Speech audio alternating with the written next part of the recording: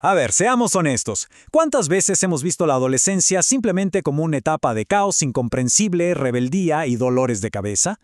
Bueno, hoy vamos a cambiar el chip por completo. Vamos a sumergirnos en la brillante y, la verdad, un poco paradójica idea del psicoanalista Mauricio Knobel, la patología normal.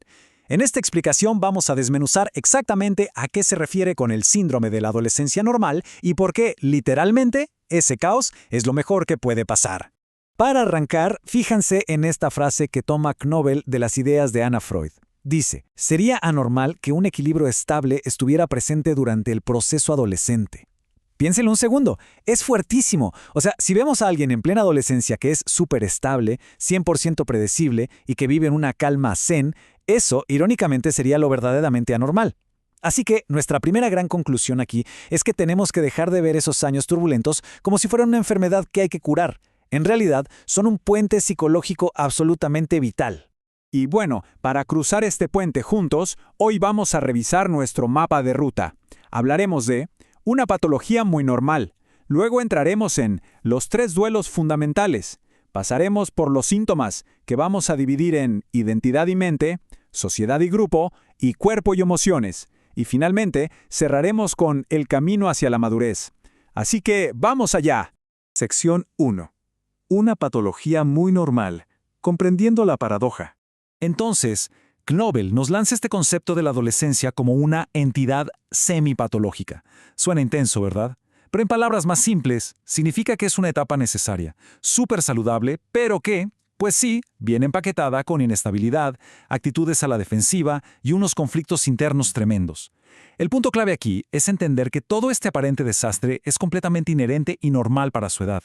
Hay que mirar estas actitudes con muchísima empatía, porque esos portazos o esos gritos no son ataques personales contra nadie. En realidad son el reflejo de una lucha interna durísima para soltar esa dependencia infantil que todavía traen arraigada en la mente. Sección 2. Los 3 duelos fundamentales. Pagando el peaje de la transición. Detrás de todo este caos hay algo súper profundo pasando. Los adolescentes están literalmente de luto. Basándose en el trabajo de la psicoanalista Arminda Averasturi, vemos que están atravesando 3 pérdidas enormes. Primero, el duelo por el cuerpo infantil. O sea, de un día para otro, la biología les impone un cuerpo nuevo, irreversible que muchas veces sienten raro o ajeno. Segundo, el duelo por el rol y la identidad infantiles. Ya no son ese niño protegido al que le perdonaban todo, pero tampoco son adultos todavía. Están en un limbo. Y tercero, el duelo por los padres de la infancia. Esta nueva realidad les cae encima de golpe, y procesar estas 3 pérdidas requiere un trabajo psicológico monumental. Y para que entendamos mejor ese tercer duelo, hagamos una comparación rápida. Del lado izquierdo tenemos a los padres de la infancia. Para un niño, sus papás son como superhéroes, idealizados, omnipotentes, seres perfectos que siempre protegen. Pero del lado derecho, ¡boom!, entra la visión adolescente de los padres reales. De repente, los ven como adultos comunes y corrientes, con fallas y con debilidades. Es como si se les cayera la venda de los ojos. Reconocer esto les genera un sentimiento brutal de orfandad psicológica. Y claro, la única forma de procesar esa pérdida y lograr separarse de ellos es a través de una rebeldía bastante intensa. Sección 3. Síntomas. Identidad y mente. La manifestación interna. A partir de estos duelos gigantes, Knobel estructuró 10 síntomas clásicos. Vamos a ver primero los 3 que ocurren a nivel interno, en la mente. El primero es la búsqueda incesante de sí mismo y de la identidad adulta, donde básicamente se la pasan probando identidades prestadas o modas pasajeras. El segundo es la enorme necesidad de intelectualizar y fantasear.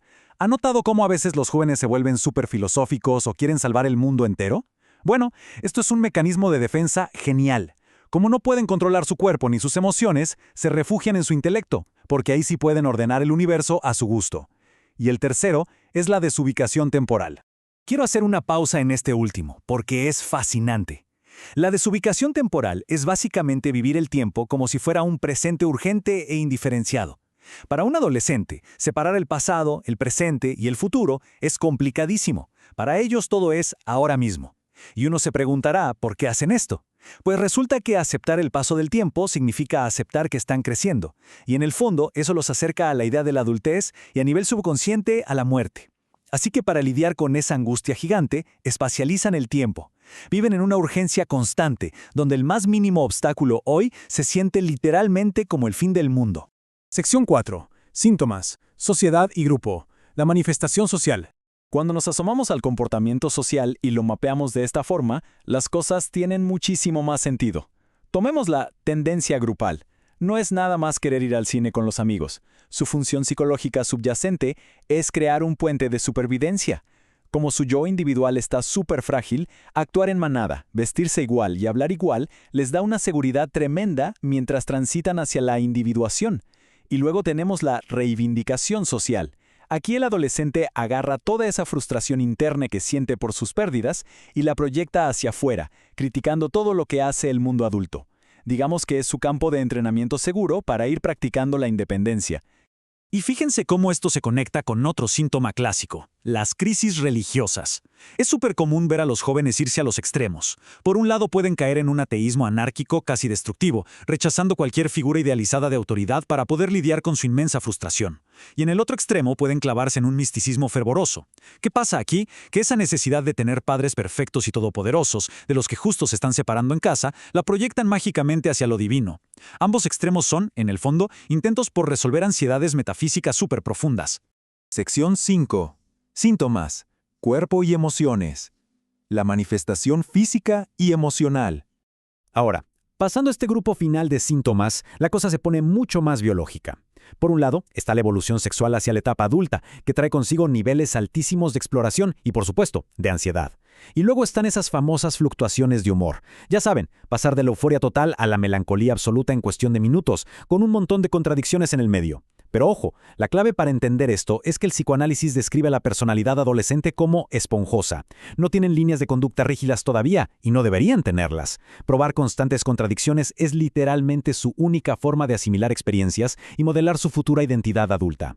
Llegamos a la pregunta del millón, la que seguro resuena en muchísimas dinámicas familiares. ¿Por qué el adolescente siente la necesidad absoluta de rebelarse y mostrar tanta hostilidad, precisamente contra las personas que más ama en el mundo? Es duro, pero esto nos lleva directo al noveno síntoma de Knobel, que suele ser el más difícil para la familia, la progresiva separación de los padres. Y la respuesta, aunque duela un poco, es bastante contundente. Esta separación no tiene absolutamente nada que ver con la falta de cariño. Está impulsada por una necesidad biológica inexorable.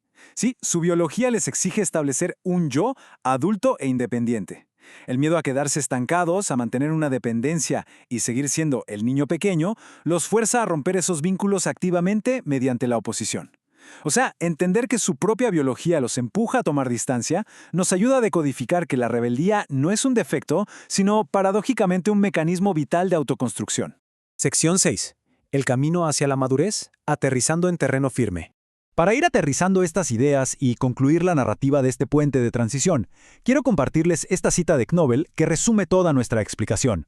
La estabilización de la personalidad no se logra sin pasar por un cierto grado de conducta patológica, inherente a la evolución normal de esta etapa de la vida. El mensaje fundamental aquí es clarísimo. Atravesar este síndrome que parece irracional, caótico y a veces muy doloroso es literalmente el único precio posible a pagar para forjar una verdadera identidad adulta. Es decir, las crisis y las lágrimas no son errores del sistema, son el sistema funcionando a la perfección para dar paso a la madurez. Y para cerrar, quiero dejarles un pensamiento provocativo. ¿Cómo creen que impacta la reacción, a veces súper hostil de la sociedad, en este viaje tan universal y necesario de duelo y renacimiento? Si ya entendimos que la desubicación temporal, el desafío, las crisis de identidad o el aislarse con su grupo son meras defensas indispensables para sobrevivir a 3 duelos colosales, resulta evidente que juzgarlos únicamente como actos de mala educación es un error tremendo.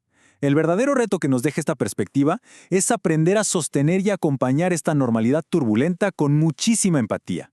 Al final del día, facilitarles ese espacio seguro es lo que verdaderamente impulsará su extraordinario renacimiento hacia la vida adulta.